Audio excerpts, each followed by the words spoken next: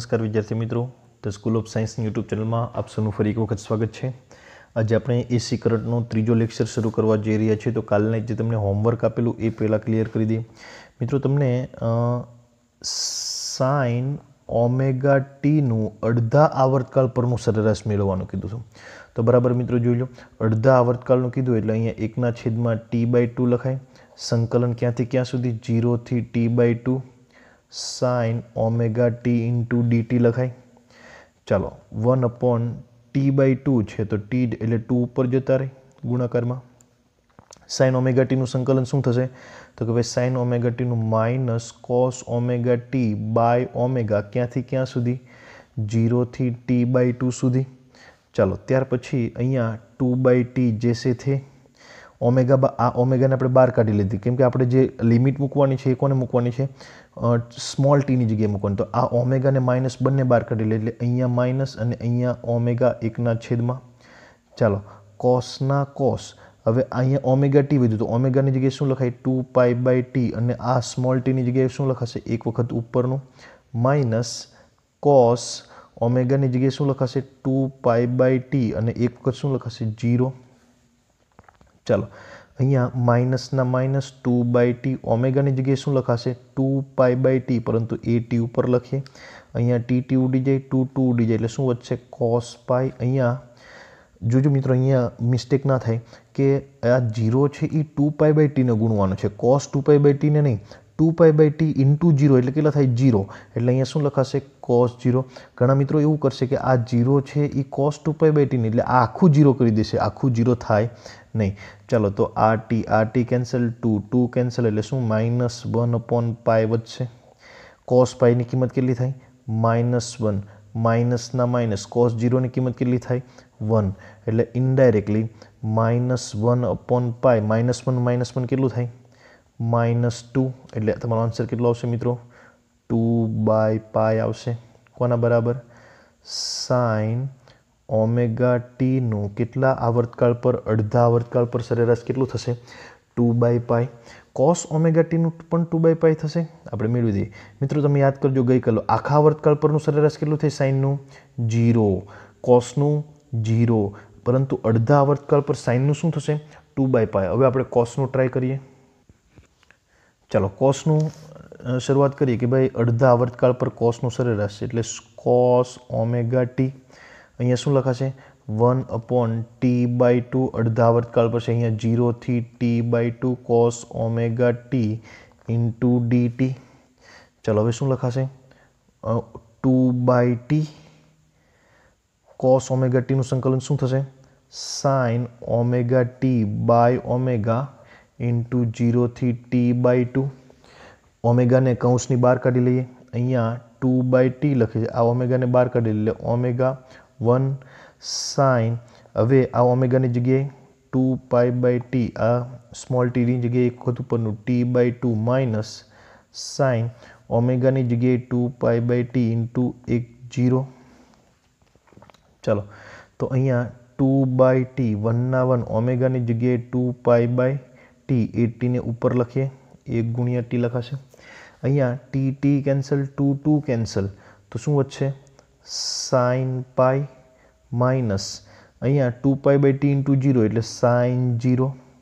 हवे T cancel, 2 cancel अहींया शुं वधशे? 1/π। साइन पाई नी किंमत मित्रों केटली थाय? तो कि भाई साइन पाई एटले साइन 180 एनी किंमत थाय 0 माइनस साइन 0 नी पण केटली थाय? 0। तो 0 - 0 एटले 0 एटले 1/π નું સરેરાશ કેટલું થશે? 0 થશે। અડધા આવર્તકાળ પર કોસનું સરેરાશ મૂલ્ય કેટલું થાય? 0 થાય। મિત્રો ખાસ યાદ રાખજો। તો આ તમને મેં ગઈકાલે હોમવર્ક આપેલું હતું એ અહીંયા કેવું થઈ ગયું? ક્લિયર થઈ ગયું। હવે આપણે આગળ એક નવી થિયરી તરફ આગળ વધીએ। તો મિત્રો ત્યાર પછીની થિયરી આપણે શરૂ કરીએ કે ભાઈ એસી પ્રવાહ અને વોલ્ટેજને એસી પ્રવાહ અને वोल्टेज ने घूमता सदिशो जेने फेजर्स कहेवामां आवे छे, साइंटिफिक भाषामां फेजर्स वडे रजू करो। एसी प्रवाह अने वोल्टेज ने घूमता सदिशो फेजर्स वडे मित्रों आपणे रजू करवाना छे। આપણે મિત્રો ગયા વિડીયો લેક્ચરની અંદર જોયું કે અવરોધ જે છે, અવરોધ માટે વોલ્ટેજ અને પ્રવાહ બંને સમાન કળામાં હોય છે. અવરોધ માટે આપણને આવો આલેખ મળતો હતો. અવરોધ માટે I બરાબરનું સૂત્ર શું હતું? Im sin ઓમેગા ટી અને V is equal two Vm sin omega T. અહીંયા આ બંનેની કળા કેવી હતી? સમાન હતી. અને એનો આપણે આલેખ દોરીએ તો એ આલેખ પણ આપણને કંઈક આવો જ મળતો હતો મિત્રો. આપણે નાનો આલેખ દર્શાવી દઈએ. જો તમે અને તમે આઈનો આલેખ કહો તો તમને વીનો આલેખ તમને આવો મળતો કે જ્યારે આ મહત્તમ થાય ત્યારે આ પણ મહત્તમ, જ્યારે આ તમારો આઈનો આલેખ છે અને આ તમારો વીનો આલેખ છે. તો જ્યારે આઈ 0 થાય ત્યારે વી પણ 0, જ્યારે આઈ મહત્તમ થાય ત્યારે વી પણ મહત્તમ, જ્યારે 0 થાય ત્યારે 0. આ અક્ષ પર આપણે વી અને આઈ બંને લઈએ અને આ અક્ષ પર સમય લઈએ. એટલે કે અહીંયા પ્રવાહ અને વોલ્ટેજ બંને સમાન કળામાં હોય. આવું માત્ર ને માત્ર અવરોધ હોય ત્યારે જ હોય.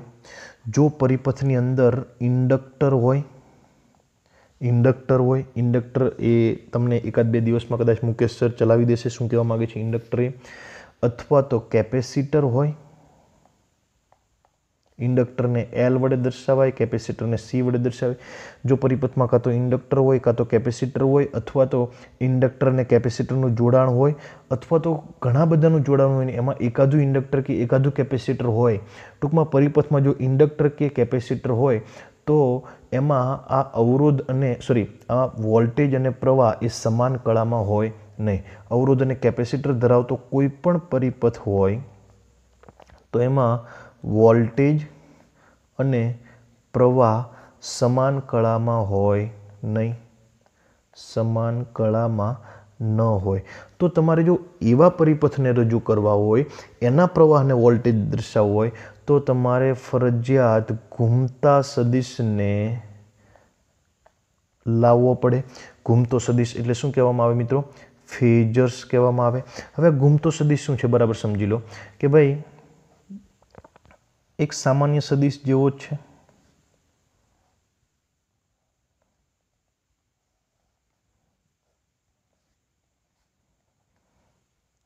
ઘૂમતો સદિશ એ બીજું કંઈ નહીં પરંતુ સામાન્ય સદિશ જેવો જ છે. દાખલા તરીકે આ આઈનો ઘૂમતો સદિશ છે અને આપણે અવરોધ માટે દર્શાવવું હોય તો અવરોધ માટે એનો એ જ પણ એના કરતાં થોડોક વધારે વીનો ઘૂમતો સદિશ છે. આ શું છે?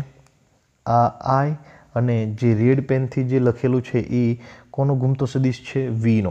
દાખલા તરીકે આ ખૂણો, આ જે આઈનો જે ઘૂમતો સદિશ છે મિત્રો, દાખલા તરીકે હું એને આ રીતે દર્શાવું તો એ સતત ને સતત આમ ઘૂમશે, મહત્તમ થશે, ફરી પાછો આમ ઘૂમશે. એટલે આ જે સદિશ છે એ ગોળ ગોળ ફરશે. આઈ પણ ગોળ ગોળ ફરશે, વી પણ ગોળ ગોળ ફરશે. જો બંને સાથે ગોળ ગોળ ફરે, બંને સાથે ઓમેગા જેટલી કોણીય ઝડપથી ભ્રમણ કરે તો બંને સમાન કળામાં છે એવું કહેવાય. પરંતુ આઈ અહીંયા હોય, વી અહીંયા હોય તો એ આઈ અને વી વચ્ચે કંઈક ખૂણો છે તો એ બે વચ્ચે એ સમાન કળામાં ન કહેવાય. અત્યારે આપણે આ કોના માટે છે? અવરોધ માટે છે. અવરોધ માટે આઈ અને વી બંને સાથે કળામાં. આ ખૂણાને આને શું કહેવામાં આવે? થીટા. થીટા એટલે ઓમેગા એટલે થીટા બાય ટી. તો અહીંયા હું લખું કે omega is equal to theta by T. આપણે કોઈ T1 સમય લઈએ તો T1 સમયે θ1 બરાબર શું થશે? ઓમેગા T1 થશે. તો આ જે ખૂણો છે એ ઓમેગા T1 હોય તો આ આઈનું આના પર પ્રક્ષેપનું મૂલ્ય કેટલું થશે? આટલું મૂલ્ય કેટલું થશે? તો કે ભાઈ I M sine omega T. આ આઈ છે તો એ કેટલું થાય? આઈ એમ સાઇન ઓમેગા T1 થશે. પછી આટલું મૂલ્ય કેટલું થશે મિત્રો? આટલું. અને અહીંયા આ પણ એ પણ ખૂણો ઓમેગા T1 જ થશે. તો એનો આ બાજુનો ઘટક કોસ, જ્યાં ખૂણો બનાવે એ ઘટક કોસ, તો એને લંબ ઘટક કયો થશે? સાઇન. તો આટલું માપ કેટલું થશે? તો કે ભાઈ Vm sign omega T. Vm sign omega T બરાબર સમજણ પડે છે મિત્રો? એટલે એને ઘૂમતા આ જે ફરતો જે એને સ્વરૂપે દર્શાવવામાં આવે છે એને શું કહેવામાં આવે? ફેઝર્સ. તો અહીંયા હું એને આલેખ સ્વરૂપે રજૂ કરું, T1 સમયે એનો આલેખ રજૂ કરું તો શું થશે? તો એને આવી રીતે દર્શાવી શકાય મિત્રો.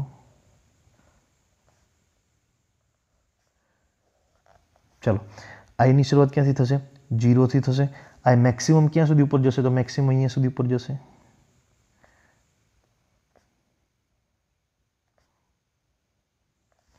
આ કોઈ એક સમયની સ્થિતિ છે. આ સમય કયો હશે? T1 સમય હશે, કેમ કે ઓમેગા જેટલા કોણીય ઝડપથી ભ્રમણ કરે. આ કોનું છે? આઈનું મૂલ્ય છે. મહત્તમ એ આટલે સુધી જશે. વીનો મારો આને આમ સતત ફેરવતા જાઓ, સમય વધતો જાય, એટલે આ આગળ તરફ વધતું જાય. તો વીનું મૂલ્ય મારે લેવું હોય તો એ આવી રીતે લઈ શકાય. વીને આપણે લાલથી દર્શાવીએ.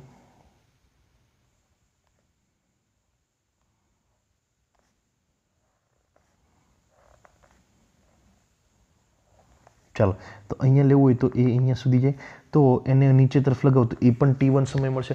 ટૂંકમાં અહીંયા બંને સમાન કળામાં છે. ટૂંકમાં અહીંયા બ્લુ પેન અને રેડ પેન બંને સાથે છે. હવે જેમ જેમ સમય ઓમેગા તો બંનેની સમાન હશે, આવૃત્તિ તો બંને માટે સમાન હશે. તો અહીંયા બંને સમાન છે, તો એ બંને કેવા છે? સમાન કળામાં કહેવાય. પરંતુ જો ઇન્ડક્ટર કે કેપેસિટર હોય તો એ સમાન કળામાં હોતા નથી. તો એની અલગ આપણે શું કરવું પડે? રજૂઆત કરવું પડે મિત્રો. અહીંયા Im sin ઓમેગા T1 અને Vm sin ઓમેગા T1 એ બંને શું છે? તો કે ભાઈ એ બંને આપણે શું કહેવાશે કે એના T સમયે મૂલ્ય થશે. Im એ મહત્તમ મૂલ્ય પ્રવાહનું અને Vm એ વોલ્ટેજનું મહત્તમ મૂલ્ય. તો આ ફેઝરની જરૂરિયાત છે. ફેઝરની જરૂરિયાત શું છે મિત્રો? કે જો અલગ અલગ હોય તો આપણે એને ફેઝર સ્વરૂપે સરળતાથી લખી શકીએ. તો નેક્સ્ટ થિયરી જોઈએ તો તમને તરત ખ્યાલ આવી જશે કે આ ફેઝરની સાચામાં સાચી જરૂરિયાત કઈ છે. તો જોઈએ નેક્સ્ટ થિયરી મિત્રો. તો ત્યાર પછીની મિત્રો થિયરી છે કે ઇન્ડક્ટરને લાગુ પાડેલ એસી વોલ્ટેજ. પરંતુ ઇન્ડક્ટર આઈ થિંક હજુ તમારે ચાલ્યું નથી, તો આપણે ઇન્ડક્ટરને સ્કીપ કરી અને કેપેસિટરને લાગુ પાડેલ એસી વોલ્ટેજ જોઈએ એક થિયરી મૂકી અને નવી થિયરી શરૂ કરીએ. જ્યારે ઇન્ડક્ટર મુકેશ સર તમને ભણાવી દેશે ત્યારે આપણે ઇન્ડક્ટર જોઈશું. ચાલો, તો થિયરીનું નામ છે કેપેસિટરને લાગુ પાડેલા એસી વોલ્ટેજ. કોને? કેપેસિટર માટે આપણે ફેઝર ડાયાગ્રામની મદદથી આપણે વોલ્ટેજ અને પ્રવાહ મેળવવાનો છે. મિત્રો, સામાન્ય રીતે આપણે કેપેસિટરને ડીસી વોલ્ટેજ લાગુ પાડીએ. દાખલા તરીકે આ કેપેસિટરને ડીસી બેટરી સાથે જોડીએ. આ કેપેસિટરની બે પ્લેટ છે. તો શરૂઆતમાં વિદ્યુત પ્રવાહનું વહન થાય છે. ક્યાં સુધી? કે જ્યાં સુધી આ સંપૂર્ણ ચાર્જ ન થાય ત્યાં સુધી. આ સંપૂર્ણ ચાર્જ ન થાય. પહેલાં કેપેસિટર ડિસ્ચાર્જ હતો, એના પર કોઈ ચાર્જ નહોતો. ધીમે ધીમે એ આમાંથી વિદ્યુત પ્રવાહનું વહન થાય છે અને આના પર વિદ્યુતભાર જમા થતો જાય છે. પછી આ વિદ્યુત પ્રવાહ ધીમે ધીમે કેવો થતો જાય? ઘટતો જાય. શું કામ ઘટતો જાય? તો કે અહીંયા આ કેપેસિટર ચાર્જ થાય એટલે કેપેસિટરને પણ કંઈક ને કંઈક વોલ્ટેજ હોય. V is equal two Q/C. એટલે Qનું મૂલ્ય વધે તેમ Vનું મૂલ્ય વધે. એટલે એ આ બેટરીનો શું કરશે? વિરોધ કરશે. અને એક સમય આના વોલ્ટેજ અને આના વોલ્ટેજ સમાન થઈ જાય. એટલે અહીંથી પ્રવાહ અહીંથી વિદ્યુતભાર અહીંયા આવતો કેવો થઈ જાય? બંધ થઈ જાય. એટલે ટૂંકમાં ડીસી વોલ્ટેજ છે એ ડીસી બેટરી છે એ કેપેસિટરને ચાર્જ કરવા પૂરતો થોડાક સમય માટે પ્રવાહનું મૂલ્ય હોય છે. પછી પ્રવાહ કેવો થઈ જાય છે? ધીમે ધીમે ઘટતો જાય છે અને એક સમય કેવો થઈ જાય? શૂન્ય થઈ જાય. ક્યારે શૂન્ય થઈ જાય? જ્યારે કેપેસિટર સંપૂર્ણ ચાર્જ થાય ત્યારે. પરંતુ જો કેપેસિટરને એસી બેટરી સાથે જોડવામાં આવે, આપણે એસી બેટરી સાથે કેપેસિટરને જોડાણ દર્શાવીએ. એસી બેટરીનું સિમ્બોલ આવી રીતનું છે મિત્રો, તમને બધાને ખ્યાલ છે. એસી બેટરી સાથેનું જોડાણ દર્શાવીએ. અહીંયા એક કેપેસિટર જોડીએ તો શું પ્રોસેસ થાય એ આપણે આપણી થિયરીમાં ભણવાનું છે મિત્રો. તો આ એસી જો શું કહેવાય કે કેપેસિટરને એસી સોર્સ સાથે જોડીએ તો કેપેસિટર એ પ્રવાહને બંધ નહીં કરે. અહીંયા શું હતું કે આ કેપેસિટર છે આ ડીસી વોલ્ટેજને ડીસીમાંથી જે પ્રવાહ આવતો હતો એને બંધ કરી દીધું. પરંતુ અહીંયા એસી બેટરી સાથે તમે જોડો તો કેપેસિટર એને બંધ નહીં કરે પરંતુ શું કરશે? નિયંત્રણ કરશે. વિદ્યુતભારના વહનને એકદમ એ વિદ્યુતભારનું વહન થવા દેશે અને વિદ્યુતભારને રોકી નથી દેતું. શું કામ? તો કે ભાઈ એક સમય આ છેડો ધન હશે, આ છેડો ઋણ હશે, ત્યારે વિદ્યુતભાર અહીંયા જમા થશે. શું થશે? જમા થશે. હવે આ છેડો ધન ધીમે ધીમે ઘટતો જશે તો આ પહેલાં વિદ્યુતભાર શું થશે? જમા થશે એટલે ચાર્જ થશે. ધીમે ધીમે આની પોલારિટી બદલાય. આ ઋણ થાય, આ ધન થાય. તો કેપેસિટર શું થશે? ડિસ્ચાર્જ થશે. એટલે ચાર્જ ડિસ્ચાર્જ એ રીતે આ પ્રોસેસ શું થઈ રાખે? શરૂ રાખે. એટલે કે અડધી સાયકલ દરમિયાન ચાર્જ થશે અને આપણે સંપૂર્ણ સાયકલ જોઈએ વોલ્ટેજ કેવો આવશે? તો કે ભાઈ આ વોલ્ટેજ સાઇન વિધેય અનુસાર બદલાય. તો અડધી સાયકલ દરમિયાન શું થશે? કેપેસિટર ચાર્જ થશે. અડધી સાયકલ દરમિયાન શું થશે? કેપેસિટર ડિસ્ચાર્જ થશે. આમ ચાર્જ અને ડિસ્ચાર્જ થઈ રાખે. કોઈ એક સમયે આપણે કોઈ એક સમયે આ કેપેસિટર પર રહેલો વિદ્યુતભાર દાખલા તરીકે ક્યુ હશે. કોઈ એક સમયે કેપેસિટર પર રહેલો વિદ્યુતભાર કેટલું છે? ક્યુ. તો આ લાગુ પાડેલા વોલ્ટેજ વી હશે, આનું કેપેસિટન્સ સી હશે. તો વીનું સૂત્ર શું લખી શકાય? V is equal to Q by C લખી શકાય મિત્રો. સમજણ પડે છે? પરંતુ આ વી એટલે શું છે? આ અચળ વોલ્ટેજ નથી, આ તો સમય સાથે એસી વોલ્ટેજ છે, સમય સાથે સતત બદલ્યા કરે છે. તો એના માટે આ વીની જગ્યાએ શું લખી શકાય? તો કે ભાઈ એના માટે વીની જગ્યાએ વી એમ સાઇન ઓમેગા ટી લખી શકાય. કોના બરાબર? તો કે ભાઈ અહીંયા વી બરાબર V M sine omega T લો. આ તમારા વોલ્ટેજનું સૂત્ર છે. તો વી એમ સાઇન ઓમેગા ટી બરાબર શું લખી શકાય? ક્યુ બાય સી લખી શકાય. તો ક્યુ બરાબર શું લખી શકાશે મિત્રો અહીંયા? તો કે ભાઈ ક્યુ બરાબર V M sine omega T લખી શકાય. હવે આપણે આ વોલ્ટેજ તો ખબર છે કે વી M sine omega T sign વિધિ અનુસાર બદલાય છે, પરંતુ આપણે પ્રવાહ મેળવો છે. આમાંથી જે પ્રવાહ પસાર થાય એ કયા સૂત્ર અનુસાર બદલતો હશે? તો કે ભાઈ પ્રવાહ એટલે શું? અહીંયા આપણે લખીએ પ્રવાહ એટલે શું થશે? તો કે ભાઈ પ્રવાહ આઈ એટલે ડી ક્યુ બાય ડીટી, એકમ સમયમાં કોઈ આડછેદમાંથી પસાર થતો વિદ્યુતભાર એટલે વિદ્યુત પ્રવાહ. તો ક્યુની જગ્યાએ શું લખી શકાય? આપણે અહીંયા લખ્યું કે વી એમ સાઇન ઓમેગા ટી. તો અહીંયા ડી બાય ડીટી ક્યુની જગ્યાએ વી એમ સાઇન ઓમેગા ટી. સમજણ પડે છે મિત્રો? ચાલો તો આપણે કંઈક લોચો થાય છે મિત્રો, હજુ લોચો થાય છે અહીંયા કંઈક. વી એમ સાઇન ઓમેગા ટી અહીંયા આ સી લખવાનું રહી ગયું, આ સી ઉપર તરફ જશે એટલે અહીંયા કેપિટલ સી આવશે મિત્રો. વી એમ એ વીનું મહત્તમ મૂલ્ય છે એટલે અહીંયા શું આવશે? કેપિટલ સી આવશે. ચાલો આપણે વિકલન કોનું કરવાનું છે? તો કે વી એમ સી સાઇન ઓમેગા ટીનું. કોની સાપેક્ષ કરવાનું? ટી. તો ભાઈ જેમાં ટી હોય એનું જ વિકલન થશે, બાકી બધા કેવા થશે? અચળ ગણીને બહાર નીકળી જશે. એટલે અહીંયા વી એમ સી બહાર નીકળી જશે. અહીંયા શું થશે? D by D T sine omega T. કોના બરાબર? આઈ બરાબર. ચાલો આઈના આઈ, વીએમના વીએમ, સીના સી. સાઇન ઓમેગા ટીનું અહીંયા વિકલન કરવાનું છે. તો એનું વિકલન શું થશે? Cos omega T into omega થાય મિત્રો. સાઇનનું વિકલન કોસ થાય, કોસનું સંકલન માઇનસ થાય, પરંતુ કોસનું સંકલન સાઇન થાય. સાઇનનું વિકલન કોસ, કોસનું વિકલન માઇનસ સાઇન. આપણે સાઇનનું કરવાનું છે તો કોસ થશે, કોસનો થીટા, પછી ટીની સાથે જે સહગુણકમાં હોય એને આપણે લખવો પડે. ચાલો તો આને વ્યવસ્થિત લખો તો શું થશે? V M C omega cos omega T I બરાબર. હવે મિત્રો આ વીએમ એ શું છે? તો કે ભાઈ વોલ્ટેજનો કંપ વિસ્તાર, મહત્તમ વોલ્ટેજ. સી એ શું છે? કેપેસિટર. ઓમેગા શું છે? આવૃત્તિ. તો આ કેવું થયું? આ અચળ કહેવાશે. તો આઈનું મૂલ્ય કોસ વિધેય અનુસાર બદલશે. બીજું, કોસને મિત્રો સાઇનમાં રૂપાંતર કરવું હોય તો શું થશે? તો કે ભાઈ કોસ ઓમેગા ટી એટલે આવું લખી શકાય. કોસ ઓમેગા ટી એટલે sine omega T plus pi by two. Sine pi by two plus omega T. Pi by two હોય તો વિધેય બદલાય, તો સાઇનનું કોસ થઈ જાય. હવે જોવાનું કયું ચરણ? તો કે ભાઈ pi by two plus theta. Pi by two plus theta એટલે બીજું ચરણ. બીજા ચરણમાં ઓલ એસ બીજા ચરણમાં શું કહેવાય? સાઇન કેવું રહેશે? ધન રહેશે. તો એનું શું થઈ જશે? કોસ થઈ જશે. એટલે ટૂંકમાં કોસ ઓમેગા ટીની જગ્યાએ sine omega T plus pi by two લખી શકાય. કોસ રાખો તો કંઈ વાંધો નથી, એને બીજી રીતે પણ સમજાવી શકાય. કેવી રીતે? તો કે ભાઈ આ સાઇન વિધેય છે, આ સાઇન વિધેય છે. કોસ વિધેય ક્યાંથી થાય? તો કે ભાઈ કોસ ક્યાંથી? આ સાઇન છે એ 0થી શરૂ થાય. કોસ ક્યાંથી શરૂ થાય? મહત્તમથી શરૂ થાય. તો આમાં મહત્તમ ક્યારે થાય? અહીંયા થાય.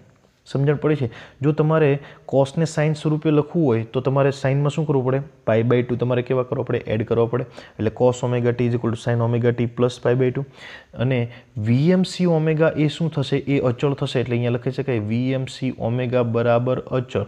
તો એ અચળને હું આઈ એમ કહું, મેક્સિમમ કહું. આઈની મહત્તમ કિંમત કેટલી થશે? કે આઈની મહત્તમ કિંમત કેટલી થાય? તો કે ભાઈ વીએમસી ઓમેગા. કેમ? તો કે જ્યારે કોસની કિંમત 1 થશે ત્યારે આઈની કિંમત મહત્તમ થશે. તો આ વીએમસી ઓમેગાને શું કહી શકાય? આઈ એમ કહી શકાય. તો હવે આ સૂત્ર શું થશે? I is equal to I એમને કોસ ઓમેગા ટીની જગ્યાએ શું લખી શકાય?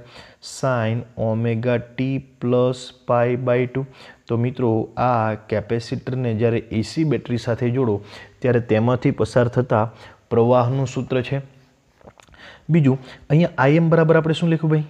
આઈ એમ બરાબર વી એમ સી ઓમેગા લખ્યું. આઈ એમ બરાબર વી એમ સી ઓમેગા. અને આવી રીતે લખી શકાય કે આઈ એમ બરાબર વી એમ સી ઓમેગાને છેદમાં લઈ જવો હોય તો શું લખી શકાય? તો કે ભાઈ 1/છેદમાં ઓમેગા સી લખી શકાય. સી ઓમેગા અથવા તો ઓમેગા સી. આ છેદ છે, આ અંશ છે, તો છેદનો છેદ ક્યાં જાય? અંશમાં જાય, તો આ થઈ જાય. હવે આ સૂત્રને આપણે સામાન્ય ડીસી પ્રવાહના સૂત્ર સાથે સરખાવો તો આઈ બરાબર શું થાય? V by I is equal to V by R થાય. તો આઈ એમની જગ્યાએ આઈ, વી એમની જગ્યાએ વી, તો આરની જગ્યાએ શું થાય? 1 ઓમેગા સી, જેને કેપેસિટરનો અવરોધ કહેવામાં આવે છે. શું કહેવામાં આવે? કેપેસિટરનો અવરોધ. કેપેસિટરના અવરોધને XC વડે દર્શાવવામાં આવે. શું દર્શાવવામાં? XC. XC is equal two 1 omega C, જેને કેપેસિટિવ રિએક્ટન્સ કહેવાય. શું કહેવાય? Capacitive reactance. આનો એકમ શું થશે? XCનો એકમ શું થશે? તો કે ભાઈ XCનો એકમ જે આરનો એકમ થશે એ જ થશે. કેપેસિટિવ રિએક્ટન્સનો એકમ શું થશે? ઓહમ જ થશે. યાદ રાખજો મિત્રો, કેપેસિટિવ રિએક્ટન્સનો એકમ ઓહમ જ થશે. તો હવે આપણું આઈ એમનું સૂત્ર શું થશે? તો કે ભાઈ I M is equal to V M by XC. I M is equal to V M by XC. આ સૂત્રને મારે ફરીથી લખવું હોય તો શું લખી શકાય? તો કે ભાઈ આઈ બરાબર V M by XC sine omega T plus pi by 2 લખી શકાય.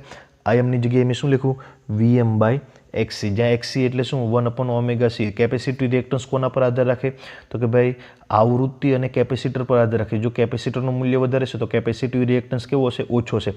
ઇનડાયરેક્ટલી આ કેપેસિટિવ રિએક્ટન્સ એટલે બીજું કંઈ જ નહીં, કેપેસિટરનો અવરોધ એવો પણ શબ્દ તમે વાપરી શકો. પરંતુ એને આપણે આ ચેપ્ટર એસી કરંટમાં આપણે એને શું કહીશું?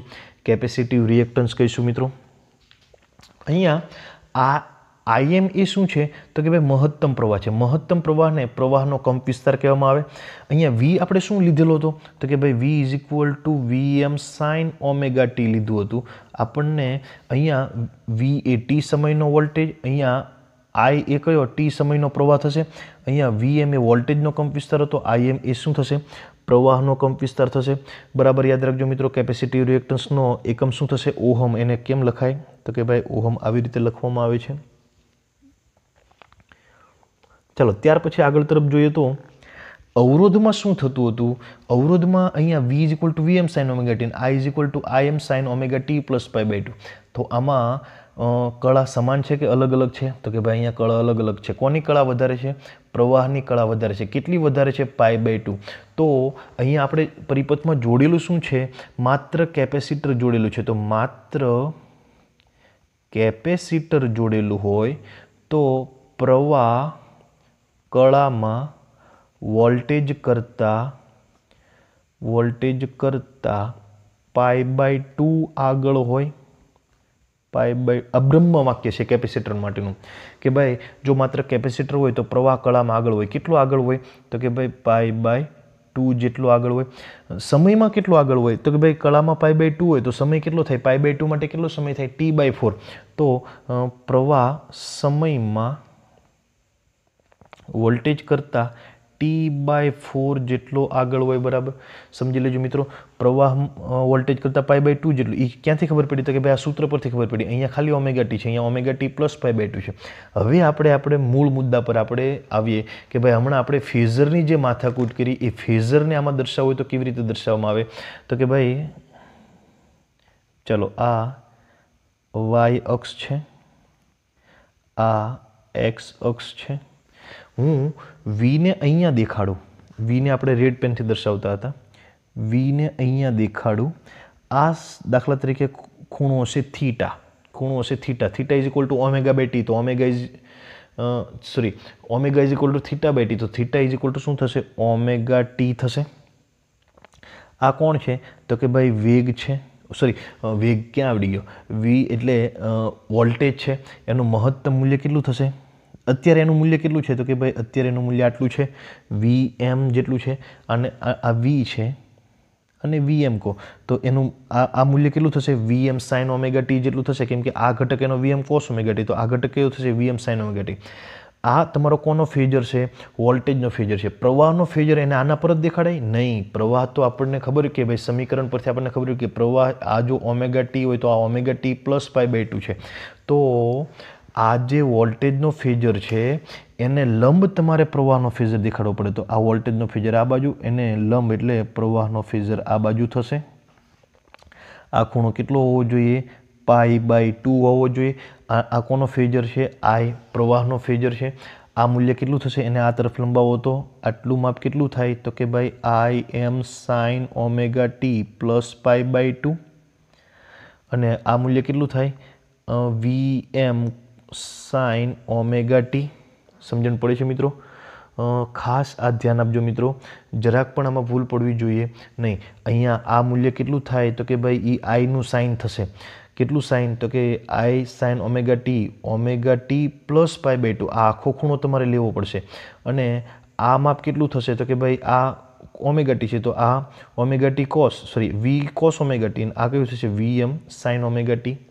એમાં તમને સમય T1 આપેલો હોય તો આપણે પણ શું લઈશું? સમય T1. હવે આપણે એને આલેખમાં દર્શાવવું હોય તો કેવી રીતે દર્શાવી શકાય?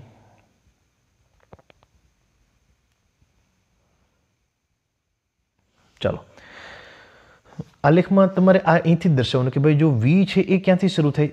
V સાઇન છે તો સાઇનની શરૂઆત ક્યાંથી થઈ? 0. તો V ને તમારે હંમેશા આવી રીતે જ દર્શાવો. સાઇન હોય એટલે એ હંમેશા 0થી જ શરૂ થશે.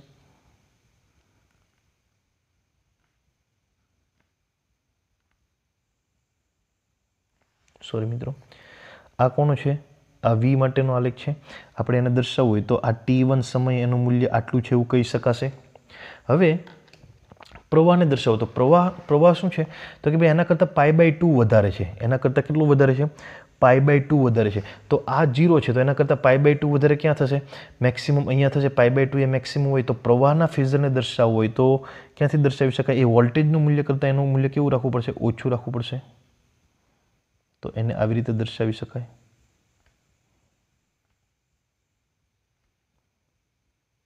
ટૂંકમાં બંને સાથે 0 નહીં થાય. અહીંયા આ 0 તો ત્યારે મહત્તમ હતું, જ્યારે આ મહત્તમ થાય ત્યારે આ 0 છે, જ્યારે આ 0 થાય છે ત્યારે આ મહત્તમ છે. એનો મતલબ એમ આના ફેઝરને આપણે દર્શાવવું હોય તો આપણે અહીંયા દર્શાવી શકીએ.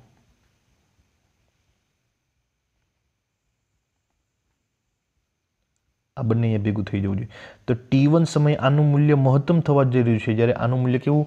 ઘટવાનું થવા જઈ રહ્યું છે. તો આ વોલ્ટેજનો ફેઝર છે, આ પ્રવાહનો ફેઝર છે. તો ઇનડાયરેક્ટલી આની શરૂઆત 0થી થાય છે, આની શરૂઆત મહત્તમથી થાય છે. તો આના કરતાં આ વધારે છે. તો વોલ્ટેજ કરતાં પ્રવાહ કેવો છે? કળામાં π/2 જેટલો વધારે છે. હવે જેમ જેમ આ વિષમ ઘડી દિશામાં ફરે રાખે તેમ તેમ અહીંયા સિગ્નલો કેવા બહાર નીકળી રાખે. મિત્રો આને આપણે સરળતાથી સરળ આ રીતે સમજાવી શકાય. બીજું તમને આ જ્યારે આખું ચેપ્ટર પૂરું થઈ જાય ત્યારે હું તમને આના કરતાં પણ એક સરળ ટ્રીક સમજાવીશ. અત્યારે તમારે યાદ રાખવાનું છે કે માત્ર કેપેસિટર હોય તો કેપેસિટરમાં પ્રવાહ એ કળામાં વોલ્ટેજ કરતાં π/2 આગળ હોય. એ આપણે અહીંયા સૂત્ર પરથી મેળવી લીધું. સૂત્ર પરથી આપણે આ આકૃતિ પરથી પણ આપણને ખબર પડી શકે કે આની શરૂઆત કોસથી થાય છે, આની શરૂઆત સાઇનથી થાય, તો સાઇનની શરૂઆત 0થી થાય, આની π/2થી થાય, મહત્તમથી શરૂઆત થાય એટલે આના કરતાં આ કેવો થશે? કળામાં π/2 જેટલો આગળ થશે. તો મિત્રો આજનો વિડીયો લેક્ચર અહીંયા સુધી રાખીએ છીએ. તમારે આ બે થિયરીઓ જે ચલાવી છે, ફેઝર એટલે શું અને કેપેસિટરને લાગુ પાડેલા AC વોલ્ટેજ, એ તમારે નોટબુક્સમાં સારી રીતે લખી અને મને મોકલી દેવાની છે. હું તમને એક PDF મોકલું છું. એ PDFમાં તમને ખૂબ સારી રીતે લખેલું સારા લખાણવાળી PDF હશે, એમાંથી તમારે મને લખીને મોકલવાની છે. તો આજનો વિડીયો લેક્ચર અહીંયા સુધી રાખીએ મિત્રો. ધન્યવાદ.